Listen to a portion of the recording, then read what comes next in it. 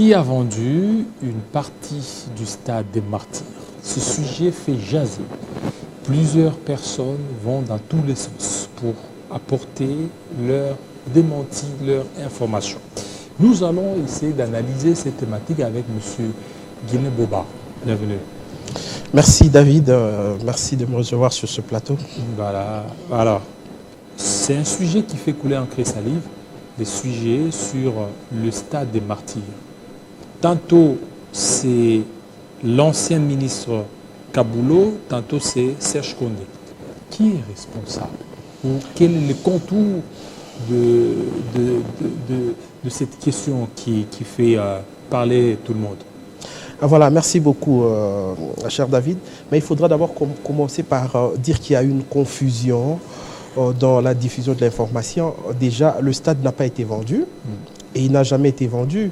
Là, je suis en train d'apprécier et de louer la réponse que le ministre des médias, il y a de cela quelques jours, a eu à donner à un confrère, une consoeur, je crois bien, qui est passée à l'activité qu'on appelle briefing, je crois bien, et qui a demandé, qui a posé cette question au ministre, et c'était en lingala, le ministre qui lui dira est-ce que Bakoki côté Casta de Martyr? C'est comme quelqu'un qui viendra poser la question au ministre Bateki, palais du peuple. Est-ce que Bakoki côté qu'a palais du peuple? Déjà, là, je pense que là, il y a confusion des termes. On n'a pas vendu le stade de Martyr et ce stade ne pourra jamais être vendu. Je ne vois pas cette personne bourrée de mégalomanie qui va se permettre d'aller vendre un bien comme le stade. Ça, c'est déjà exclu. Donc, il y a eu confusion. Ce qui est vrai, ce stade, une partie du stade, une portion d'ailleurs, du stade, un espace vert qui a été mis en location à l'époque du ministre Serge Kondé Chembo, qui est d'ailleurs à l'époque qui était l'autorité d'approbation. Et le vrai bailleur de ce stade, c'est le gestionnaire. Et l'acte posé par le ministre, c'était la simple approbation. Donc ça a été mis en location. En location, il n'est pas question d'une vente. Alors pourquoi c'est lui qui, là, le nouveau, a voulu alerter, un peu crier, un peu de... Bon, cher Jean-David, moi je ne suis pas dans le secret de Dieu pour savoir pourquoi il l'a fait. Je lui donne encore ce bénéfice de doute. Je pense que ce sont les gens qui ont peut-être mal véhiculé l'information ou ce sont les gens qui l'ont très mal informé, ce qui a fait que le ministre a dit, je ne sais même pas parce que moi je n'ai pas suivi personnellement le ministre, dire qu'il y a une partie du stade qui a été vendue seulement. J'ai vu dans les réseaux sociaux comme tout le monde, le ministre effectuer une descente du côté du stade de Martyr et déplorer parce qu'il y a eu aussi... une cacophonie dans la façon de répondre de l'ingénieur qui était sur place.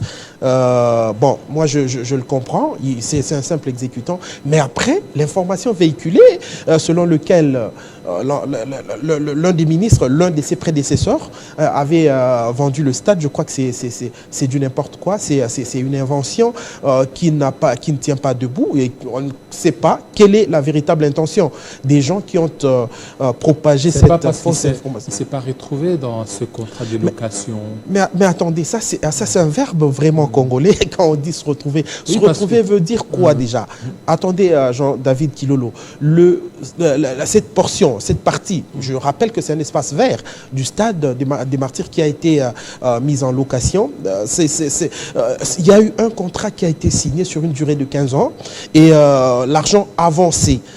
Pour avancer au profit du stade, c'était 10 mois, donc 60 000 $. Et cet argent a servi, vous le savez, à l'entretien de cette infrastructure, 60 000 $ déjà. Je comprends.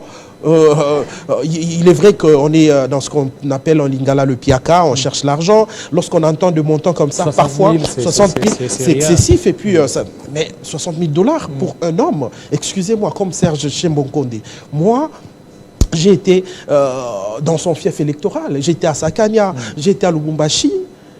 Je ne veux pas dire qu'il vit dans l'opulence, mais ce n'est pas un va-nu-pied, Serge Kondé. Ce n'est pas quelqu'un qui cherche à manger, ce n'est pas quelqu'un qui va salir sa réputation, qui va cracher sur sa carrière politique à cause de 60 000 $. Il n'en est pas question. Je pense que le ministre a été très mal informé. Moi, à sa place, comme je l'ai dit, j'ai le bénéfice de doute sur lui. Et j'aurais été à sa place, je lui aurais demandé, j'aurais appelé mon prédécesseur, pas direct, parce que c'est Kaboul qui lui a remplacé, et lui poser la question, avoir de l'éclairage par rapport à ce dossier. Malheureusement, directement, on s'est servi des réseaux sociaux pour tenter de vilipender un acteur politique qui a une carrière politique très prometteuse, Serge Nkondé, pour simplement les vilipender, alors que c'est quelqu'un qui est pris très au sérieux et par les autorités du pays et par les autorités de son regroupement politique. C'est quelqu'un dont la carrière politique n'a jamais été truffée des scandales, ainsi de suite. Donc c'est malheureux. Nous sommes en train de regretter cette nouvelle manie qui, depuis quelques temps, a élu domicile dans le comportement des acteurs politiques congolais. Est-ce qu'il est obligé, lui aussi, de mettre en location cet espace vert de Stade des Martyrs? Je ne parlerai pas de l'obligation, Jean-David. Je parlerai plutôt, attendez, lorsque on vous nomme quelque part, on vous confie des responsabilités, vous devez avoir l'esprit d'innovation. L'esprit d'innovation. Et lorsque ce marché est arrivé sur la table du ministre, Serge Nkondé, à l'époque, mais vous savez, il s'est inscrit dans une logique de création de conditionnalités qui puissent amener à maximiser les recettes en vue de l'entretien de cette infrastructure. Vous savez, le Stade de Martyrs, c'est une grande bâtisse qui demande des moyens, qui demande de l'argent. Les agents sont là toujours en train de se plaindre parce qu'ils n'ont pas été payés, parce que. Et pour cela, il fallait créer des mécanismes de maximisation des recettes pour permettre que ce stade puisse bien fonctionner. D'ailleurs, Serge Nkondé Chembo n'a pas inventé la roue, il n'a pas non plus inventé l'eau chaude. Le stade Tata Raphaël, qui appartient aussi à l'État, a des locataires au sein de lui. Nous avons, à un moment, il y a eu une université qui fonctionnait du côté du stade Tata Raphaël, même au sein du stade de Martyrs. À l'époque, les SMICOM fonctionnaient là-bas. Aujourd'hui, au moment où je vous parle, au stade de Martyrs, il y a des locataires. Les différents locaux que vous voyez là-bas, il y a des restaurants, il y a des... Il a trouvé ça. Et ce n'est pas lui qui a inventé tout ça. Alors, lorsqu'il vient, il apporte... Et puis, parmi tous ces locaux-là, il n'y a aucun local qui génère 6 000 $ le mois. Mais il vient avec une innovation, je vais dire, une initiative qui va apporter 6 000 $ le mois au stade de Martyrs. On veut le tuer.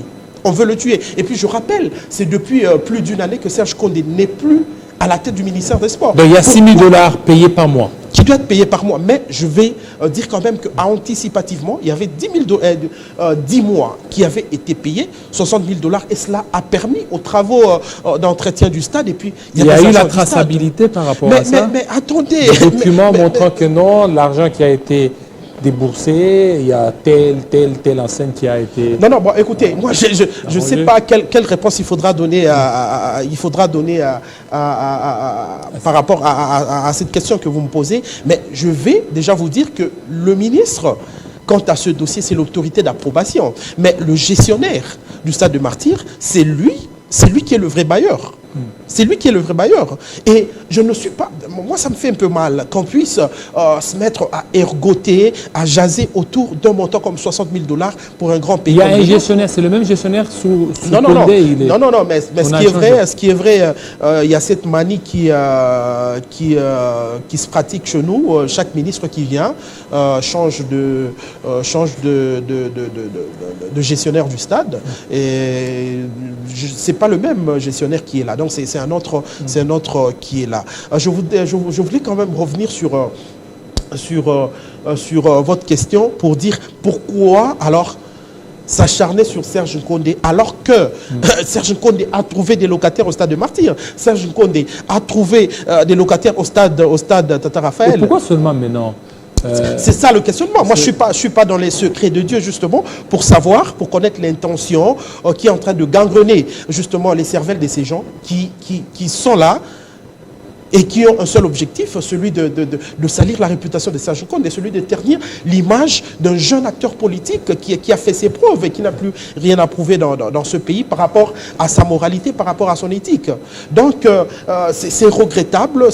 Moi, je pense, dans ce dossier, Je ne suis pas en train d'attaquer le ministre Boudim Bouparton, mais je pense que le ministre a été très mal informé. Il va falloir pour cela qu'on puisse essayer de reconnaître. Il a même suspendu le contrat. Il a suspendu les travaux. Moi, bon, attendez, moi je ne suis pas là pour parler de ces travaux, mais au nom du principe de la continuité de l'État, parce qu'on dit les hommes passent, mais les institutions demeurent. Au nom de la continuité de l'État, moi je pense que cet acte-là, je ne sais pas qu'est-ce que le ministre recherche, parce que le contrat sur l'allocation de cette portion de terre au niveau du stade, c'est un contrat qui a été signé en bonne et due forme. La traçabilité, elle est là. Il faut seulement prendre ce contrat et voir. Peut-être que ça ne fait pas les affaires du ministre Didier Boudim, où je le comprends. Vous savez, dans notre pays, on pense toujours que ses prédécesseurs ont bouffé, ses prédécesseurs ont mal fait, ont mal travaillé, et puis on vient pour essayer de les corriger. C'est un peu, je pense que le ministre Boudimbou essaie de s'inscrire dans cette logique-là. Ce n'est pas bien, c'est malheureux. Pourquoi? Parce que moi je dis, Serge Condé a laissé un héritage au sport congolais. Il y a la loi sportive qui est une Bible pour les sports en République démocratique du Congo. Il faudra que le ministre, moi j'aurais été à la place du ministre Boudimbou, j'allais appeler Serge Condé, j'allais appeler Kaboulo, j'allais appeler Papi Niango, j'allais appeler Mbayo, je les réunis, je leur dis, vous avez travaillé jusqu'à un certain niveau, aidez-moi à pouvoir relever les défis sportifs que j'ai tout au long de mon mandat. Moi, je pense qu'au nom de l'unité du Congo, au nom de l'amour des Congolais, au nom de l'avancement de notre pays, le ministre Boudimbou, bien entendu, aurait dû emprunter cette voie là-bas, s'inscrire dans cette logique pour essayer de sortir notre sport du gouffre dans lequel il se trouve, en lieu et place d'aller chercher le pouls sur la tête du chauve. Je pense que c'est pas une bonne technique. Voilà, merci beaucoup. Merci beaucoup à vous, fidèles téléspectateurs, surtout aussi à vous, M. Guilain Boba. Je vous